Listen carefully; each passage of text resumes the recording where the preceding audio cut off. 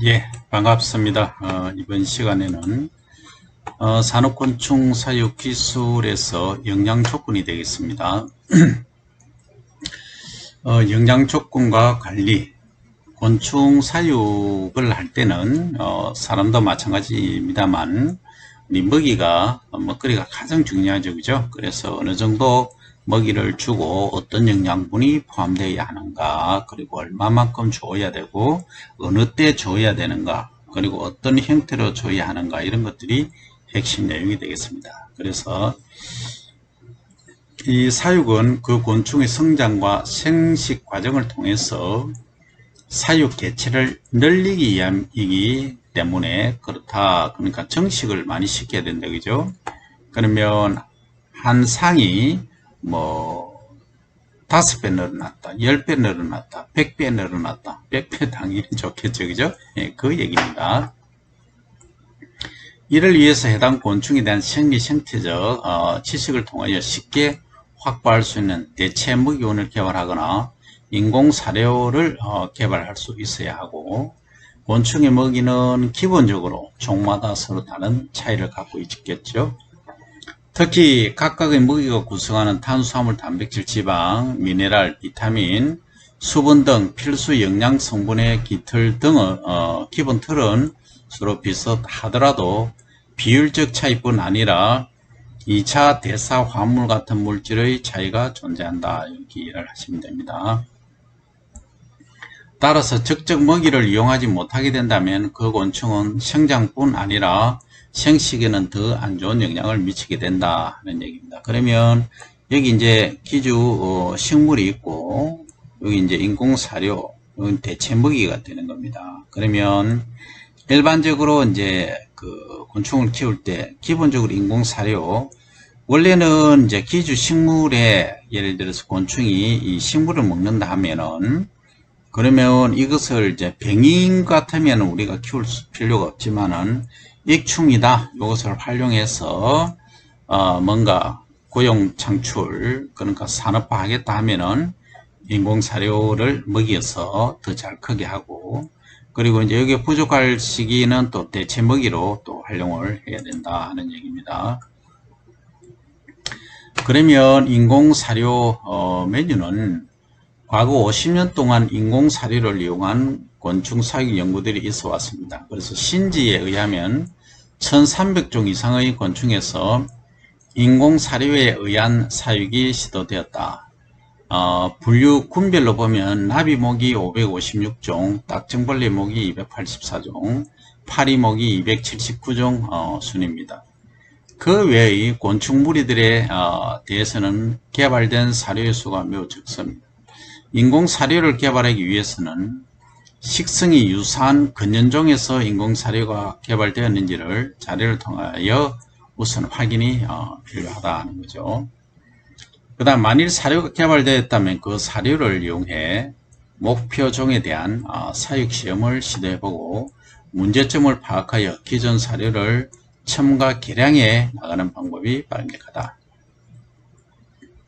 근래에 들어서 종별 개별 사료보다는 한 종류의 인공 사료로 수십 종의 곤충을 사육할 수 있도록 하는 노력도 강조되고 있다. 즉 다종 사육용 사료 (Multiple Species Rearing Diet를 개발하는 것으로, 신지가 개발한 인공 사료로는 나비목 34종, 파리목 2종, 딱정벌레목 2종 등 총 49종에서 1세대 이상 사육이 가능한 것으로 알려져 있다 하는 거죠.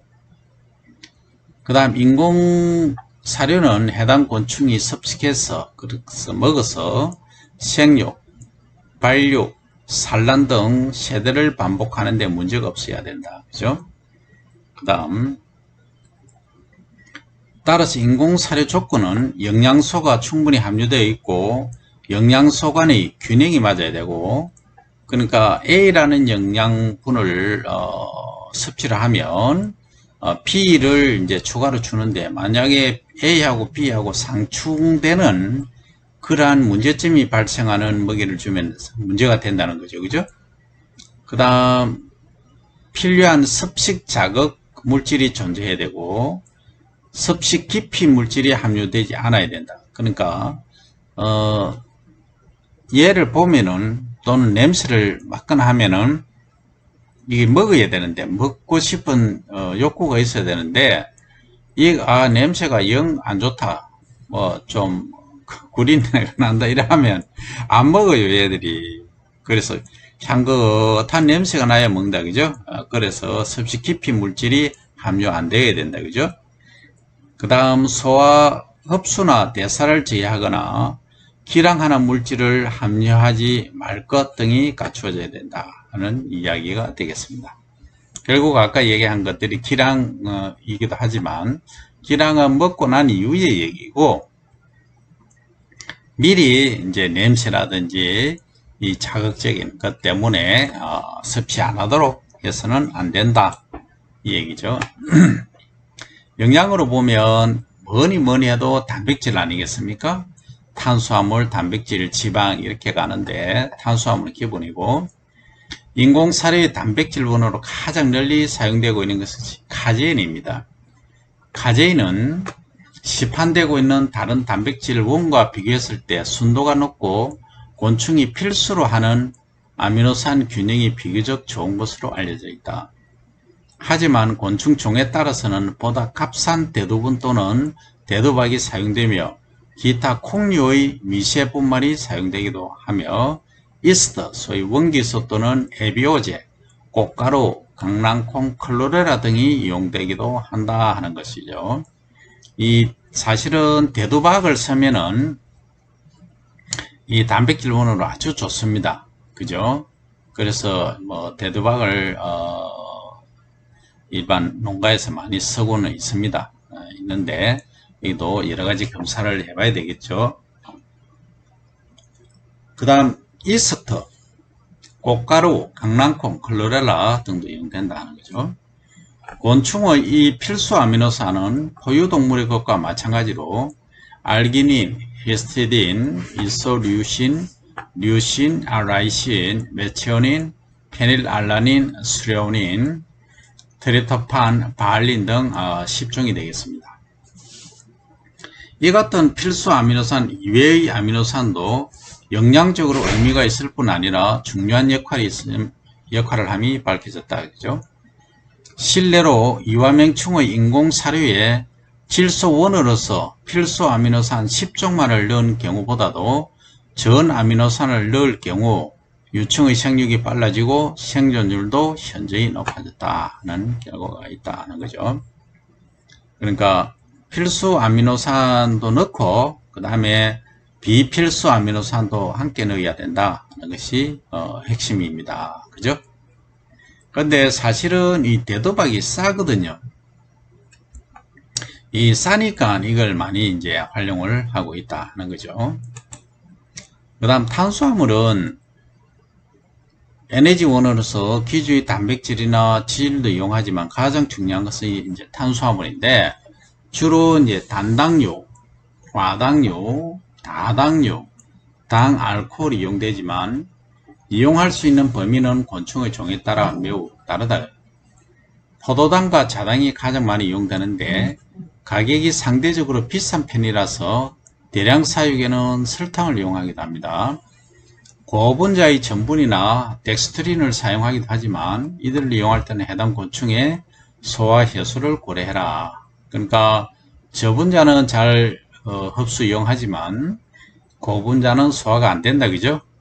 그 다음 자당은 에너지원으로서 이용될 뿐만 아니라 많은 곤충에 대해서 섭식 자극물질로서 역할을 한다. 사료를 새롭게 만들거나 개량하거나 할 때 먼저 그 적정량을 결정하지 않으면 안 되는 물질 중 하나가 자당이 되겠습니다. 섭식 자극물질이라 하더라도 그 농도에 따라서 너무 많이 함유하게 되면 섭식을 저해하기도 한다는 거죠.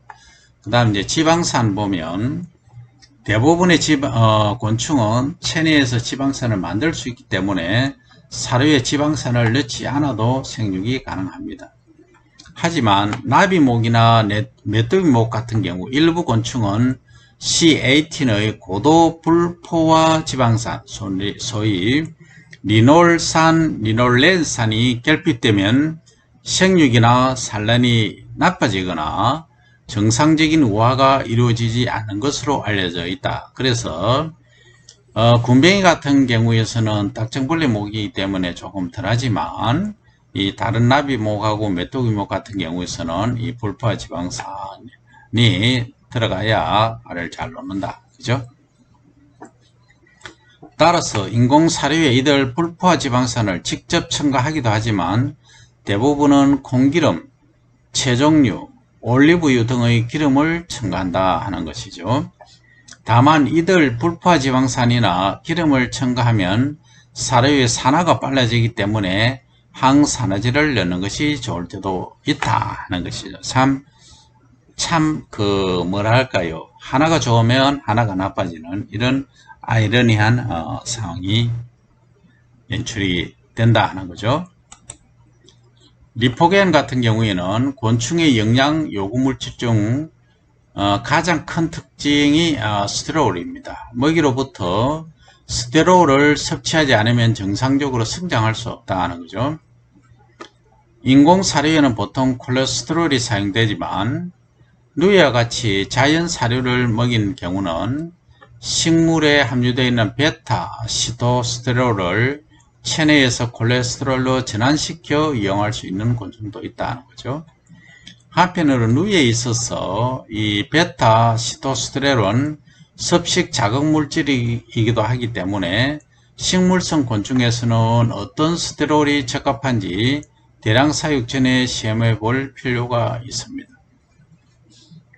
또한 콜레스테롤을 사용할 경우 체정량을 첨가하지 않으면 생육이 매우 불량하게 되는 경우도 있다. 콜레스테롤은 뭐 사람도 마찬가지고 모든 그 동물에는 좀 무리가 다르죠, 그죠? 그 다음 바이타민류.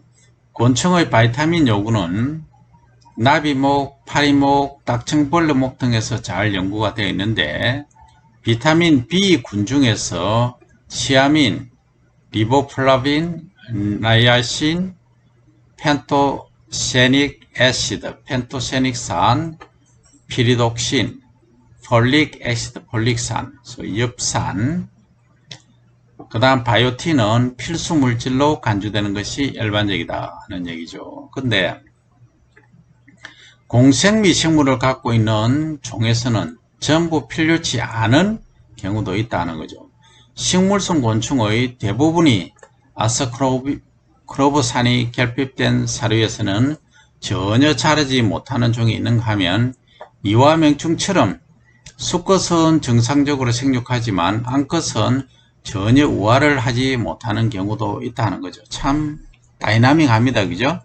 그래서 이 아스크로빅 산도 때로는 필요하다는 이야기입니다. 또한 곤충은 지용성 비타민은 보통 요구하지 않지만 비타민 A나 E를 사료에 첨가했을 경우 생육이 촉진되는 정도 있다 하는 겁니다. 그 다음 특이하게 파리목에서는 핵산을 요구하는 경우가 많은 것으로 보고가 되고 있다. 그 다음 산업곤충의 사육 기술에서 무기염류로 갑니다. 순합성 사료를 사용하지 않으면 그 필요성을 검토할 수 없는 것이 무기염류다 하는 거죠. 또한 사료를 조정할 때 사용하는 재료에 포함되어 있는 무기물이 무시할 수 없을 정도로 존재하기 때문에 분석하기가 매우 곤란하다 하는 겁니다. 인공사료에 널리 사용되고 있는 것은 척추동물용으로 만들어진 웨슨의 무기염이다 하는 거죠. 이 무기염 혼합물로 충분히 사육이 가능한 곤충도 많으나 식물성 곤충 중에는 부적당한 예도 알려져 있다 하는 겁니다. 근데 우리가 사료를 이렇게 곤충에서 인공사료를 먹이지만 여기에 항시 주의를 해야 됩니다. 먹는 거는 매우 주의를 해야 된다. 그러면 인공사료를 이용한 사육에서 영양소 관리 주의사항이 뭐냐 하는 걸 보면 곤충도 다른 동물과 마찬가지로 5대 영양소를 필수적으로 요구를 한다. 그죠? 그런데 곤충 사육용 인공사료를 개발하기 위해서는 각 영양성분의 질적 수준이 가장 중요하기는 하지만 영양성분 상호 간의 비율, 즉 균형을 이제 잘 조절을 해라 하는 거죠. 특히 사료 중에 큰 비율을 차지하는 단백질과 탄수화물의 비율은 생육에 큰 영향을 준다. 따라서 식물성 곤충의 인공사료에는 중량비로 1:1이든가 탄수화물 쪽이 약간 많은 것이 좋다 하는 거죠. 인공사료 중의 수분율은 높은 쪽이 좋으나 그만큼 미생물의 증식 속도가 빠르고 수분량을 적게 하면 곤충의 생육이 나빠지는 경우가 있다. 이 같은 양면성을 고려하되 식물성 곤충에서 인공사료의 수분율은 대개 7-80% 정도가 일반적이다. 항생제나 방제제 역할이 중요한데 인공사료는 대부분이 여러가지 영양성분을 갖고 있습니다. 그래서 곰팡이나 다른 세균들이 자라기에도 아주 적합한 환경이 된다 하는 거죠. 항생제 사용은 하되 나비목의 일부 곤충에서는 항생제가 나비의 섭식을 기피하는 물질로 작용한 사례가 있으므로 예비적 사용 후 이용한다 하는 점을 주시를 해 주시기 바랍니다. 그 다음에 이제 섭식 자극, 그러니까 먹게 이제 유혹하는 거죠, 그죠? 또는 기피 물질, 그러니까 안 먹도록 하는 물질. 곤충이 먹이를 섭식하기 위해서는 무언가의 자극이 필요합니다. 그래서 기본적으로 화학적 자극과 물리적 자극으로 나눌 수 있는데 현재까지 화학적 자극 물질로서 40종 이상의 물질이 보고되고 있고 이 중에는 영양물질인 아미노산, 탄수화물, 스테롤, 비타민 등이 포함되어 있다 하는 거죠. 또 비영양물질로서 클로로겐산, 시니그린, 플라보노이드 등도 함유되어 있다 하는 것을 여러분들이 한번 보시고 자 지금까지 한 내용을 잘 검토를 해 보시기 바랍니다. 잠깐 쉬어갈 테니까 이제 여러분들이 잘 이해 안 되는 부분이 많을 거예요. 한 2분 드릴 테니까 잘 검토해 보시기 바라요. 이거 보셨어요?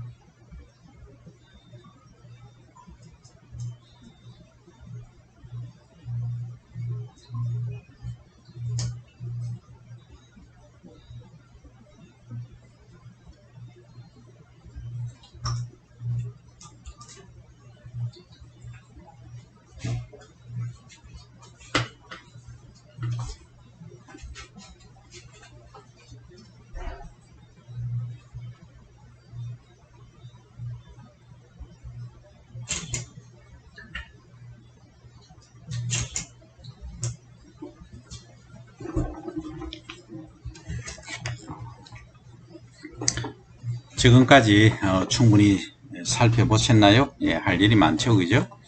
그 다음 인공사료로 곤충을 기를 때 발육이 좋지 않을 경우는 먼저 생각할 수 있는 부분이 섭식 자극 물질입니다. 대부분이 한 물질이기보다 여러 물질이 복수로 존재할 때 훨씬 효과가 높은 것으로 알려져 있습니다. 그 중에 대표적인 물질로 알려진 것이 바로 아리스토로칙 애시드, 아리스토로칙산입니다. 이 물질은 덩치에 존재하는 물질로 사양 제비나무의 산란 자극 물질이자 섭식 자극 물질이기도 하다 하는 거죠. 그죠?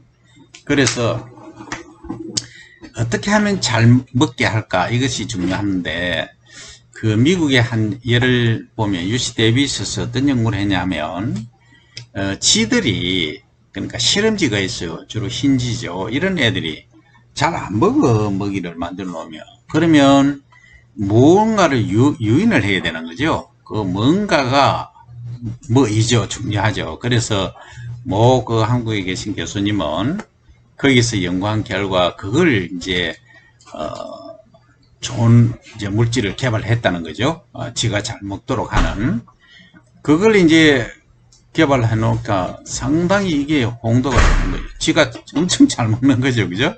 그래서 연구에 엄청 활성화를 띄었다 하는 이야기가 있습니다.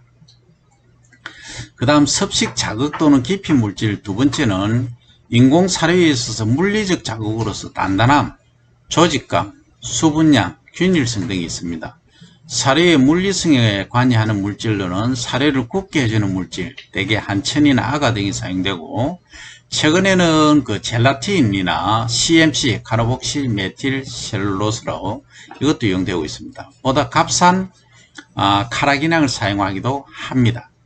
셀룰로스가 있는데 첨가량에 따라서 사료의 물리성이 달라져 섭식에 영향을 미칠 수 있다는 거죠.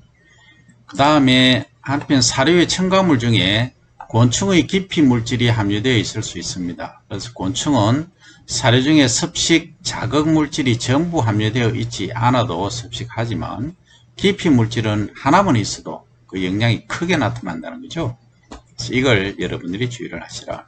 또한 기피 물질은 종 특이성이 강해서 어떤 종의 곤충에게는 강하게 섭식 제의를 나타내어도 다른 곤충에게는 그 영향을 주지 않은 것도 있다. 사람도 똑같죠. 어떤 사람들은 닭을 전혀 안 먹는 사람이 있고, 어떤 사람들은 돼지를 안 먹고, 어떤 사람은 염소고기를 안 먹고, 다양합니다. 그죠? 그래서 이 곤충도 이런 특성이 있기 때문에 이걸 잘 관찰을 해야 된다는 거죠.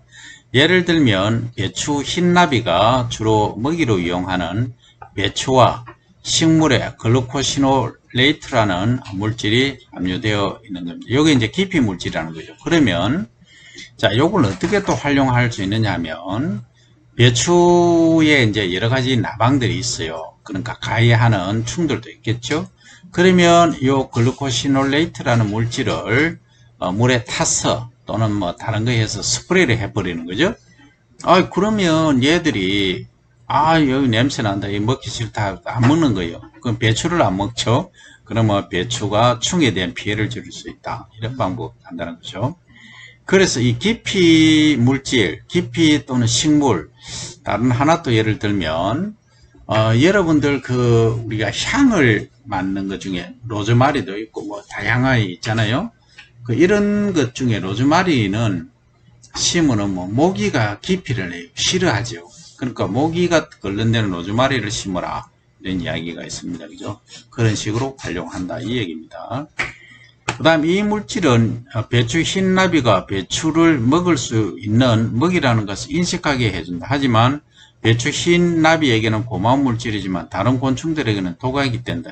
그래서 이 물질을 이용해서 만들어진 해충 방제용 농약들이 많이 존재한다. 그래서 여러분들이 친환경 농약, 약재 이런 것들을 농약회사에서 많이 팔고 있는 것을 볼 겁니다. 그렇게 이해를 하시면 되겠고, 그 다음에 이제 산란 물질이라든지 이것은 다음 시간에 또 보도록 할게요.